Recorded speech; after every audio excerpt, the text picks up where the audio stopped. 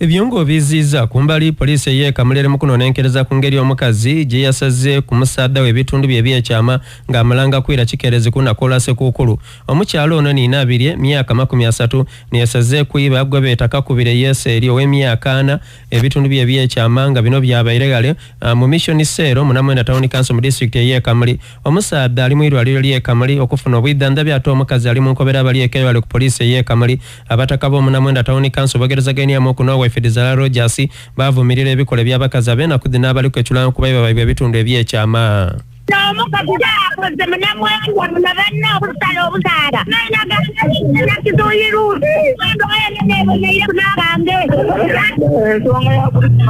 omukazi yakuba Christmas yaheranga sawa tigire omukazi n'obusungu bikola akola omulimu gwa washing day munazi wa washing day ekyo wano omukazi yagemye iba obwire yamusala ku ebintu yamusala ku obusolo saada aliko bali mukazi yange kuba bagire ku police bamutwala aya akobe mukazi yange beba tamusiba yeka ba andi dandabe aye nake gugunga akali kano bali kwenda kuba mukazi omukazi kyakoze munamwengwa munabanna okusala obusolo bw'amanda amaina gakiruyiru bonaire kunagambe